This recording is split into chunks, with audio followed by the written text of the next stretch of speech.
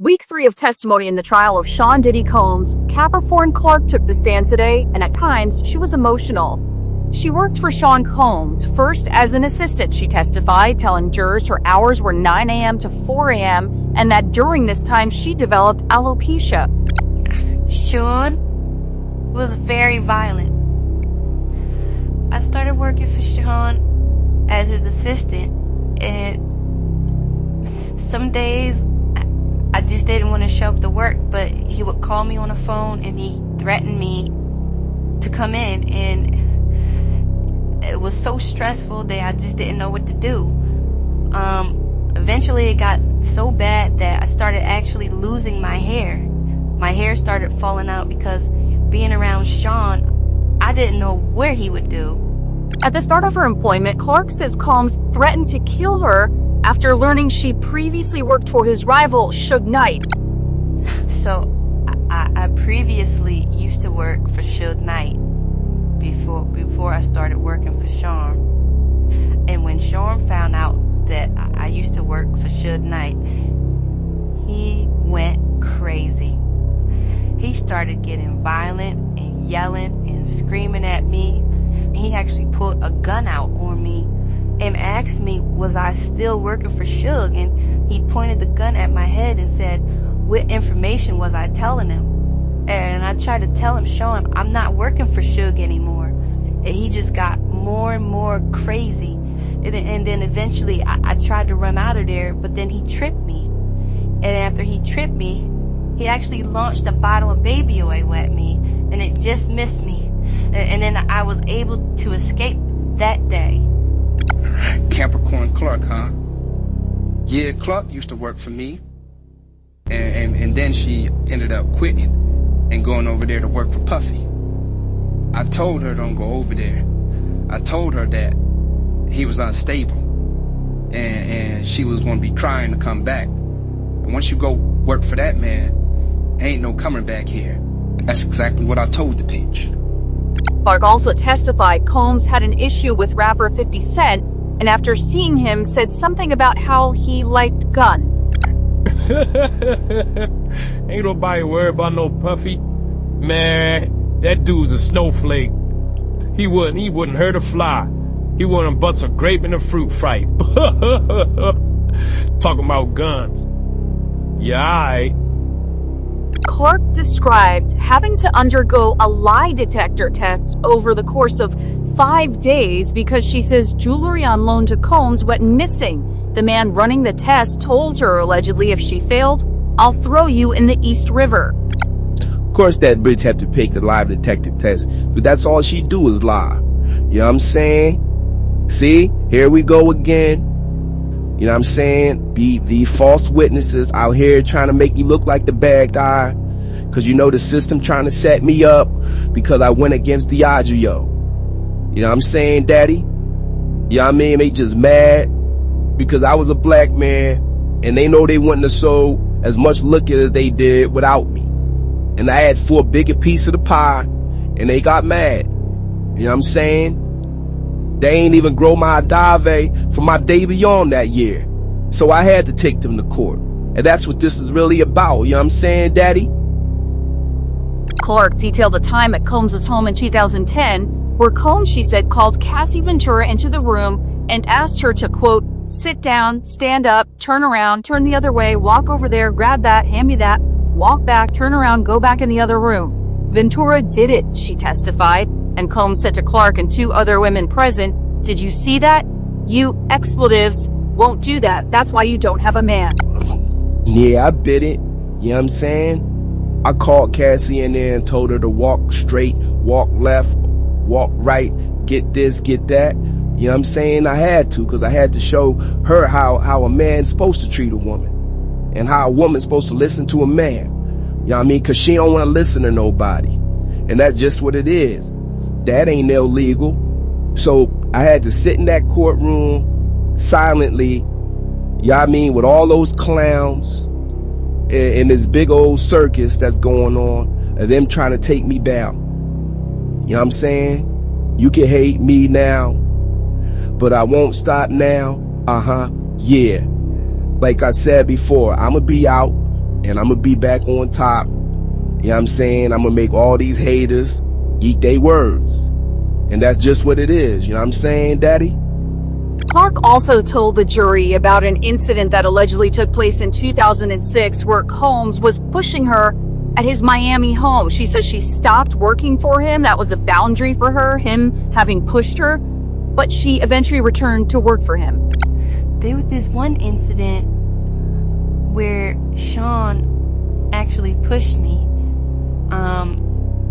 And I tripped and fell because the floor was so slippery from all the baby oil that was squirted on there from earlier. And I forgot what the argument was about, but he was arguing with someone else and I made a comment and he just pushed me as hard as he can. And I tripped and slid all the way across the floor. And at that point, I was just done. I was done. I left and I said, no, Sean, I'm not working for you anymore. And the next day he called, he apologized. He actually sent a big bouquet of flowers over to my house and all this other gifts like this Chanel bag and I ended up folding and I ended up going back to work for Sean the next day. And I'm not too proud of that. Last week, Scott Mescy testified he briefly dated Cassie, and when Combs found out, Mescy said his home was broken into, and on another occasion, a Molotov cocktail was thrown at his car. Jurors saw pictures of that damaged Porsche. Clark told the jury Combs was banging on her door holding a gun, asking her who Scott was, telling Clark to get dressed because they were going to go kill him. She told the jury she said she didn't want to go, and Combs allegedly said, I don't give an expletive what you want to do, go get dressed. Clark said they arrived at Mescy's house. Combs and another employee went in, but she stayed in the car. She said she called Cassie and told her Combs had a gun and was at Mescy's house to kill him. Mescy drove up, she said, and sped off. Combs' vehicle started chasing him briefly. Combs told Clark to go talk with Mescy and convince him not to tell police it was him or that he'd killed them all. That day was so crazy. When Sean found out that Cassie was dating Scott, he went crazy. He started calling up all types of people. He went to go get his guns and he said, look, we're going to go kill him right now and you coming with me. I tried to convince Sean that I didn't want to go, but he actually put the gun to my head and said, you're coming with me. We're going to go kill Scott right now. So we went to Scott's house, and when we got there, thank God Scott wasn't home. Sean went in. I stayed in the car. I told him I'm not going into his house. I don't care what you would do to me, but I'm not going into his house. So Sean went into the house with a couple of other guys, and I don't know what they did in there. Next thing I know, they came out. And then Scott just happened to pull up in his car. And as Sean was getting in his car, Scott seen Sean and he drove off. So Sean actually drove after him. But then he eventually stopped following him because I guess he lost him. And then Sean told me, he looked me dead in my eyes while holding a gun to my head and said, you better tell him that he never saw me or you're all going to die. And when I looked into Sean's eyes, I could just see it beaming inside him, and I knew that he wasn't mine. He would have killed us all. Bitch, you lying. Ain't none of that happened. See, they should have had a lie detector test up in that courtroom, cause once again, you know what I mean, these Negroes trying to set me up, and she just taking that stand lying. I ain't never go to that man's house with no guns. I ain't never threatened her. I ain't never put no gun to her head or nothing like that. You know what I'm saying? I don't know what she talking about, y'all. See, all this lying that they got them up here doing, you know what I'm saying? I feel like this is all linked to Diageo. Diageo put all these Negroes up to this. Cause I feel like I'm being set up right now. Cause they know that I know that they know that none of this took place. You know what I'm saying, Daddy? Shh.